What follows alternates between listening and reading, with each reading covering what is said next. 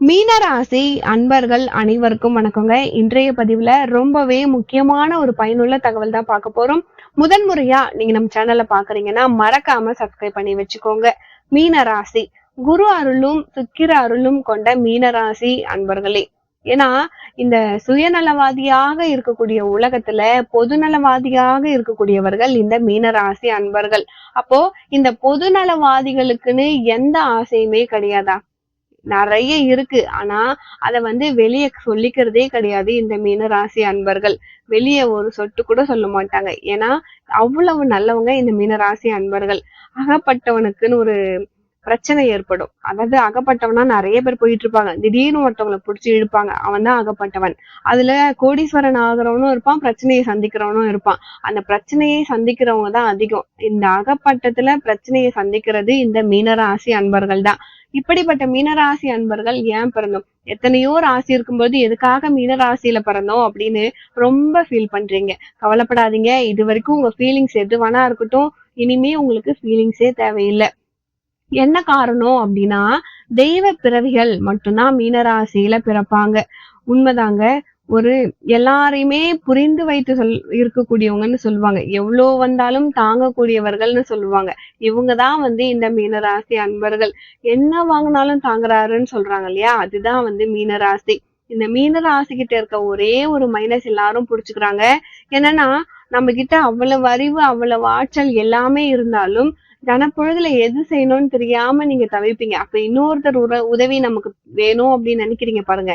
அதுலதான் மைனஸ். ஏன்னா புதன் உங்களுக்கு நீசம். அதனால என்ன ஆகுதுன்னா, யாராவது ஒருத்தவங்க நமக்கு உதவி செய்ய வேண்டிய கட்டாயத்துக்கு வந்துடுது. யாருக்கும் தெரியாம ஒரு விஷயத்த செஞ்சிடணும்னு நினைச்சா நம்ம செய்தி மட்டும் எப்படி வெளியே ரகசியம் தெரிய வருதுன்னே தெரியாது. அதுக்கும் காரணம் இருக்கு. ஏன்னா உங்களுடைய அறிவின் வளர்ச்சி மத்தவங்களுக்கு தெரிஞ்சிருது. அதாவது மத்தவங்க எல்லாம் எதை செய்யறாங்கன்னு யோசிக்க கூட முடியாது. ஆனா நீங்க இதுதான் செய்றீங்கன்னு மத்தவங்க யோசிச்சிருவாங்க. அவங்க யோசனை கரெக்டா இருக்கும். ஏன்னா நல்லவங்களுக்கு பொய் சொல்ல தெரியாது, திருட தெரியாது, திருடினாலும் மாட்டிக்குவாங்க.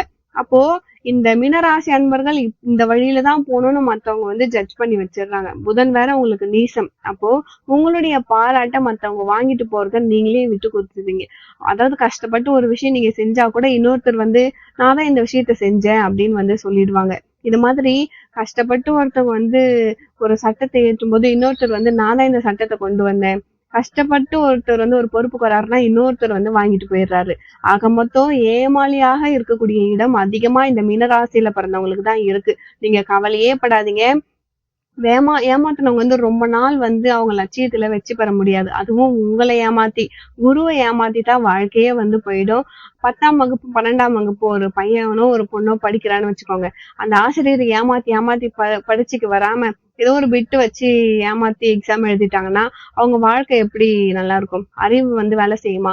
ஒரு நாள் அந்த வாத்தியார்கிட்ட கூனி குறுகி நிக்கணும். அதுவே அந்த ஆசிரியருக்கு உண்மையா இருந்த ஒரு பையன் இருக்கானா அவனுடைய வாழ்க்கை சிறப்பாகவே இருக்கும். அதே மாதிரிதான் மீனராசியை ஏமாத்திட்டு ஒருத்தவங்க நல்லா வாழ்ந்துட முடியுமா? கிடையவே கிடையாது. ஆனா மீனராசிக்கு இருந்தாலுமே வலி. நம்மள ஏமாத்திட்டாங்களே, நமக்கு இவ்வளவு தெரிஞ்சும் ஒரு விஷயத்தை செயல்படுத்த முடியாம தவிக்கிறோமே, எதுக்காக இந்த மீனராசியில பிறந்தோம் அப்படின்ற ஃபீலிங்.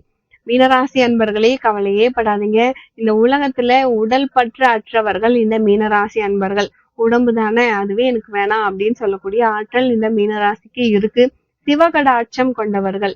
நீங்க ஒரு விபூதி பட்டை போட்டீங்க அப்படின்னா, ஆணா இருந்தாலும் பெண்ணா இருந்தாலும் விபூதி போட்டு ஒரு சந்தன குங்குமம் வச்சா யாரா இருந்தாலும் கையெடுத்து கும்பிடுவாங்க. சிவகடாட்சம் உங்களுக்கு சுவாமியே உங்க பக்கம் இருக்கு. அதுவும் வில்வத்துல சிவனுக்கு பூஜையும், முருகனுக்கு அரளி பூவையும் முல்லைப்பூவையும் கலந்து பூஜை பண்ணி பாருங்க. நினைச்சது உங்களுக்கு கட்டாயம் நடக்கும்.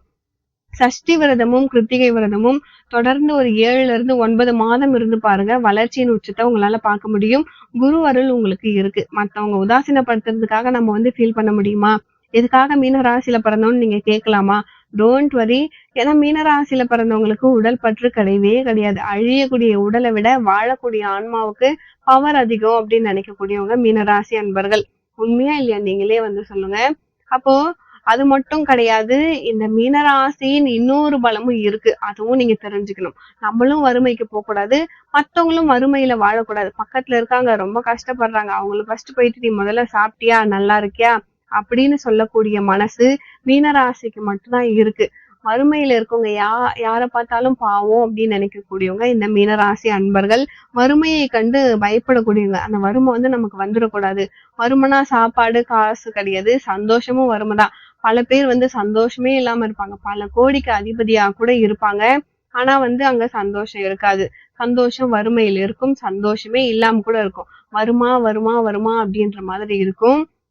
அப்போ இந்த மீனராசி அன்பர்கள பொறுத்தவரைக்கும், அ ஒரு சந்தோஷம் இல்லன்னா, ஒரு சங்கடத்துக்கு போயிடுவாங்க. பதவி, பட்டம் அதெல்லாம் இருந்து என்னங்க பிரயோஜனம்? ஒண்ணுமே வந்து கிடையாது இல்லைங்களா? அந்த வறுமை யாருக்குமே வரக்கூடாதுன்னு நினைக்கிறவங்க இந்த மீனராசி அன்பர்கள். இப்போ வந்து நீங்க சொல்லுங்க. நீங்க வந்து ஏன் மீனராசியில பிறந்தேன்னு ஃபீல் பண்ணவே பண்ணாதீங்க. இந்த எண்ணம் யாருக்கு வரும்னா, வறுமைய ஒழிக்கணும் அப்படின்னு நினைப்பீங்க. நீங்க வாழ்றதுக்கான அர்த்தம் இருக்கு. அத நீங்க என்னைக்கு தான் புரிஞ்சுக்க போறீங்கன்னு தெரியல. நீங்க பல பேருக்கு அர்த்தமுள்ளவராய் தான் இன்னைக்கும் நீங்க வாழ்ந்துகிட்டு இருக்கீங்க. பல பேருடைய வாழ்க்கையில இந்த மீனராசி அன்பர்கள் நல்லது செய்றீங்க. உங்களுடைய மனசாட்சிப்படி வறுமை ஒழியணும் அப்படின்னு நீங்க நினைக்கிறீங்க. புலமை பெற்றவர்கள். கண்டிப்பா மீனராசிக்கு ஒரு கலை தெரியும். அது அரசியலா இருக்கட்டும், பேச்சாற்றலா இருக்கட்டும், செயலாற்றலா இருக்கட்டும், ஓவியமா இருக்கட்டும், பாடுறதா இருக்கட்டும், ஆடுறதா இருக்கட்டும். கண்டிப்பா மீனராசிக்கு ஒரு கலை தெரிஞ்சிருக்கணும். அப்படி கலை தெரிந்தும் உங்களால வெற்றி பெற முடியலன்னா, உங்க ஜாதகத்துல சூட்சமம் இருக்கும். அத நீங்க கண்டுபிடிச்சுக்கணும். உங்களுக்கு ஒரு கெப்பாசிட்டி இருக்கு. அத வந்து பயன்படுத்தி வந்துருங்க. நடுவுல வந்து ஸ்டக் ஆயிட்டீங்கன்னா, திரும்ப அந்த கெப்பாசிட்டிய ஏத்தி ஆகணும். ஏசி இருக்குன்னா, ஏசில கெப்பாசிட்டி போயிடுச்சு அப்படின்னு சொல்றாங்க இல்லையா? அ கூலிங் கம்மியா வருது பிரச்சனை. அது என்னன்னே பல பேருக்கு வந்து தெரியாது. அத மாத்துன உடனே வந்து சரியாயிடும். அதே மாதிரி தான் மீனராசி அன்பர்களுக்கு தன்னுடைய நிலையில அடிக்கடி ஒரு தடுமாற்றம் ஏற்படுற மாரி இருக்கும். ஒரு வெற்றிக்கு வந்தோனே வந்து உங்களுடைய வெற்றிய மத்தவங்க எடுத்துட்டு போயிடுவாங்க. உங்கள நம்பி நீங்க ஒருத்தவங்கள நம்பி இருப்பீங்க. ஆனா அவங்க உங்ககிட்ட வந்து ஆட்டைய போட்டுட்டு போயிடுவாங்க. ஏமாத்துனதே உங்களுக்கு தெரியாது. இந்த இடத்துல தான் வந்து நீங்க மீண்டும், மீண்டும் அதை சரி செஞ்சுக்கிட்டே இருக்கணும். ஒரு வசீகரத்தை இந்த மீனராசி அன்பர்கள் ஏற்படுத்திட்டே இருக்கணும். வசீகரம் குறையவே கூடாது. யாரையும் நம்பவும் கூடாது. அதுவும் பக்கத்துல இருக்கவங்கள சுத்தமா நம்பக்கூடாது மீனராசி அன்பர்கள். பக்கத்துல இருக்கவங்கள நம்புனாலே ஒரு பெரிய பிரச்சனை தான். இப்படிப்பட்ட இந்த மீனராசி அன்பர்களுக்கு கண்டிப்பா கலை சம்பந்தப்பட்ட விஷயம் உள்ள இருக்கும். கலை தாகம், கலை கனவு அது நிறைவேறும். அந்த வழியில வாங்க. கண்டிப்பா வெற்றி கிடைக்கும். மீனராசி அன்பர்களுக்கு. இப்போ இன்னொரு விஷயமும் நான் உங்களுக்கு சொல்றேன். மீனராசி அன்பர்களுக்கு எந்த தொழில் பண்ணாலும் விருத்தி அடையும். ஆனா, தொழில்ல லாபத்த பார்க்காம சர்வீஸ் மைண்ட்ல நீங்க பண்ணணும். அப்பதான் வந்து உங்களுக்கு லாபம் கிடைக்கும். அது என்ன சேவை பண்ணா எப்படி நமக்கு லாபம் வரும் அப்படின்றது கிடையாது. சந்தோஷப்படுத்தணும். நீங்க சேவை பண்ணணும். லாபம் தானா வரும். இதுதான் மீன ராசியின் தத்துவம். விதியை வெல்லக்கூடிய ராசியும் இந்த மீன ராசி தான். எப்பேற்பட்ட விதியும் சில பேர் வந்து சொல்லுவாங்க, இது உன்னால முடியாது. நீ அதுக்கு லாயக்கு இல்ல. இது உனக்கு செட் ஆகாது. நீ தோத்துருவ அப்படின்னு சொல்லுவாங்க. ஆனா, அந்த மீன ராசி ஜெயிக்கும். மீன ராசி அன்பர்களுக்கு தோத்துருவேன்னு சொல்லுவாங்க. ஆனா, அதுல ஜெயிச்சு வரக்கூடியவங்க இந்த மீனராசி. என்ன ஒண்ணே ஒண்ணு, சில குருமார்கள சில நேரத்துல நீங்க உதாசீனப்படுத்தாதீங்க. குரு சப்போர்ட் உங்களுக்கு முழுசா வேணும். யாராவது ஒரு குரு வேணும். அவங்க சொல்றது தான் வந்து நீங்க கேட்கணும். அந்த குருமார்களின் சப்போர்ட் உங்களுக்கு கிடைச்சிருச்சுன்னா, நீங்க எங்கேயோ போயிடுவீங்க. அப்போ போற இடம் எல்லாம் உங்களுக்கு வெற்றி. விதியை வெல்லக்கூடிய ராசி. விதியை மதியாய் வெல்லலாம். நீங்க செய்யும் புண்ணியத்தால் வெல்லலாம். அப்ப புண்ணியத்தை என்னைக்கும் நீங்க தடுக்க வேணாம். என்ன செய்றீங்களோ அத செஞ்சுக்கிட்டே இருங்க. அந்த விதியே உங்கள கண்டு பயப்படும். மீனத்த கண்டு கட்டாயம் பயப்படும். ஏன்னா, இந்த மீனம் அப்படின்னாலே வந்து ஒரு அருமையான ஒரு ராசி. கட்டுகள்ல இருந்து விடுபடக்கூடியவர்கள் இந்த மீனராசி அன்பர்கள். செய்வின கோளாறு எது வச்சாலும் உங்களுக்கு ஒண்ணும் செய்யாது. திருச்செந்தூர் செந்திலாண்டவர் துணை உங்களுக்கு உண்டு. அவசியம் நீங்க ஒரு முறை திருச்செந்தூர் போயிட்டு வந்துடுங்க. சத்ரு சம்ஹார பூஜை அப்படின்னு சொல்லுவாங்க. அவசியம் நீங்க வந்து செய்யுங்க. பெரிய பிரச்சனையில இருக்கவங்க, வியாபாரத்துல இருக்கவங்க, தொழில்ல இருக்கவங்க, அரசியல்ல இருக்கவங்க, கலைத்துறையில் ஜாம்பவான்கள் நிறைய பேருங்க வந்து இந்த சத்ரு சம்ஹார பூஜையை நீங்க செய்யுங்க. இல்ல நான் வந்து சிம்பிளா இருக்கேன் அப்படின்னா 10 பேர் மீனராசி அன்பர்கள் தெரிஞ்சவங்க சேர்ந்து செய்யுங்க. இல்ல ஒரு 5 பேர் சேர்ந்து செய்யுங்க. தப்பே கிடையாது. சத்ரு சம்ஹாரம்னா எதிரி ஏதாவது வந்து தப்பு பண்ணாலோ, இல்ல நமக்கு ஏதாவது செய்வினை வச்சிருந்தாலோ, அது நமக்கு வந்து விலகிடும். செய்வினை அப்படிலாம் உண்மையா கேட்பீங்க. ஆனா கண்டிப்பா அது உண்மைதான். செய்வினை வந்து பொய் கிடையவே கிடையாது. உண்மைதான். அத நீங்க வந்து தெரிஞ்சுக்கணும். ஆனா நீங்க நினைக்கிற மாரி செய்வினை கிடையாது. ஒருத்தவங்க பேரை எழுதி அவங்களுக்கு மை வைக்கிறது அதெல்லாம் எனக்கு தெரியாது.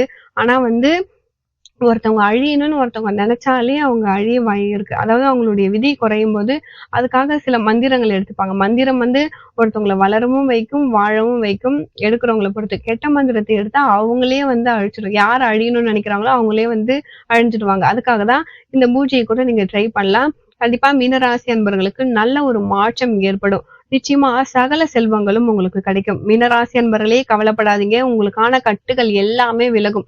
எத்தனை கட்டு யார் போட்டாலும் உங்களுக்கு சங்கடங்களை தீர்த்து வைப்பார். நீங்க வந்து விநாயகர வழிபாடு பண்ணுங்க. சங்கடஹர சதுர்த்தியில ஒரு சூர தேங்காய் நீங்க உடைக்கலாம். அது உங்களுக்கு மிகவும் சிறப்பு. கண்டிப்பா சங்கடங்கள் உங்களுக்கு தீரும். உங்க குடும்பத்துல 5 பேர் இருந்தா 5 சூரக்காய் நீங்க உடைக்கலாம். ஒரு சங்கடகர சதுர்த்திய எடுத்துக்கோங்க. 7ல இருந்து 9 மாதம் நீங்க சங்கடகர சதுர்த்தி விரதம் இருந்துங்க. நீங்க எந்த விரதம் நீங்க எதுக்காக எந்த காரியம் நடக்கணும் அப்படின்னு நீங்க விரதம் இருக்கீங்களோ, அந்த காரியம் அந்த 7 மாதத்துக்குள்ள நடக்கும். விரதத்த முடிச்சுட்டு சூரக்காய் உடைங்க. 9, 11, 3 இல்ல 1 கூட நீங்க உடைங்க. கண்டிப்பா வந்து உங்க வாழ்க்கையில நல்லது நடக்கும். நினைக்கிற காரியம் நடக்கும். இதுல எந்த மாற்றமும் கிடையாது. அரசாங்க செயல்கள்ல உங்களால வெற்றி பெற முடியும். கடைசி நேரத்துல உங்களுக்கு வெற்றி கிடைக்கும். ஏன்னா, இந்த மீன ராசியில இருக்கவங்க உங்களுக்கு லாஸ்ட் வரைக்கும் வந்து ஒரு சோதனை இருக்கும். வேணாம் இத விட்டு வெளிய வந்துடலாம் அப்படின்னு கூட தோணும். இது என்ன இவ்ளோ தூரம் இழுத்துட்டு போகுதுன்னு. ஆனா, கடைசி நேரத்துல அந்த அரசாங்க காரியங்கள் உங்களுக்கு வெற்றி அடையும். இது உண்மைங்க. மீனராசி அன்பர்கள் தயவு செய்து நீங்க எங்க போனாலும் புகழ், பெயர், பெருமை அடைய முடியும். இது மீனராசிக்கே உரித்தான ஒரு விஷயம். இத நீங்க புரிஞ்சுக்கோங்க. மீனராசிக்கு இருக்க ஒரே பிரச்சனை என்னன்னா, காசு பிரச்சனை. இந்த காசு கிடைக்கும் பொழுது அதிகமா செலவு பண்ணிடுவீங்க. இன்வெஸ்ட்மென்ட்ல நெறைய போட்டுருவீங்க. அதுல தான் நெறைய பேர் மொழி பிதுங்கி நிக்கிறது. பார்த்து வந்து செலவு பண்ணுங்க. உங்களுக்கு கடவுள் ரூ. 10,000 குடுக்குறாருன்னா, 10 வருஷத்துக்கு குடுத்துருக்காரு. அத 10 நாள்ல நீங்க செலவு பண்ணக்கூடாது. அதே மாதிரி உங்ககிட்ட இருக்குன்னு யார்கிட்டயும் காமிச்சுக்கவே காமிக்காதீங்க. இருக்கிற வரைக்கும் உங்ககிட்ட வாங்கிட்டு எல்லாரும் அப்படியே பாதியிலேயே விட்டுட்டு போயிடுவாங்க.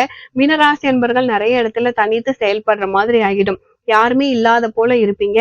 ஸோ ஒண்ணுமே இல்ல அப்டின்னா கூட இருக்கு, இருக்குன்னு மத்தவங்க கிட்ட காட்டிக்கிட்டே இருக்கணும். அப்பதான் வந்து உங்களால முன்னுக்கு வர முடியும், வெற்றிக்கு வர முடியும். இதுதான் வந்து மீனராசி. மீனராசி அன்பர்கள் இருப்பதைக் கொண்டு சிறப்பாக வாழக்கூடியவர்கள். உண்மை இல்லன்னா கூட இருக்கிற மாரி செயலாற்றணும். அவசியமா நீங்க திருச்செந்தூர் முருகப்பெருமான பாருங்க. மீனராசிக்கு குரு அருள் கண்டிப்பா தேவை. ஒரு குருமாரை தேர்ந்தெடுத்து அவங்களுடைய அன்புக்கு பாத்திரமாவுங்க. முடிஞ்சா அவங்க வீட்டுக்கு ஒரு குருமார கூப்பிட்டு பாத பூஜை பண்ணி அவங்க கிட்ட ஆசீர்வாதம் பண்ணுங்க. வாய்ப்பு கிடைச்சா ஒரு முறை இந்த சன்னிதானம், மடாதிபதிலாம் போயிட்டு வாங்க. உங்களுக்கு யார பிடிக்குதோ அவங்கள வந்து நீங்க பண்ணலாம். ஏன்னா சிவத்தொண்டு ஆற்றக்கூடியவர்கள் யார வேணாலும் நீங்க வந்து தரிசனம் பண்ணலாம். சிவனையே சரணாகதி ஆகக்கூடிய சிவனடியார தரிசனம் பண்ணுங்க. சிவத்தொண்டு நெறைய செய்யுங்க. திகட்டாத இன்பம் உங்களுக்கு கிடைக்கும். ஈசன் இருக்கும் இடத்துல எல்லாமே வந்து சேரும். ஈசன் இருக்கும் இடத்துல எல்லளவும் உங்களுக்கு துன்பம் வரவே வராது. ஈசனை நீங்க நிறுத்தி வைக்கணும். புத்தியில நிறுத்தி வைக்கணும். மனதுல நிறுத்தி வைக்கணும் மீனராசி அன்பர்களே. இதுதான் ஈசனை நிறுத்தியவர்கள் அவங்களுக்கு நல்லது நடக்கும். உங்களுக்கு மீனராசி அன்பர்களுக்கு ஒரே பலன் ஈசன் தான். சிவ பூஜை நெறைய பண்ணுங்க. இந்த மீனராசி அன்பர்களுக்கு இந்த பதிவு ரொம்பவே பயனுள்ளதா இருந்திருக்கும். வீடியோ பிடிச்சிருந்தா மறக்காம நம்ம சேனலை சப்ஸ்கிரைப் பண்ணி வச்சுக்கோங்க. அடுத்த ஒரு நல்ல பதிவில் உங்களை மீண்டும் சந்திக்கிறேன்.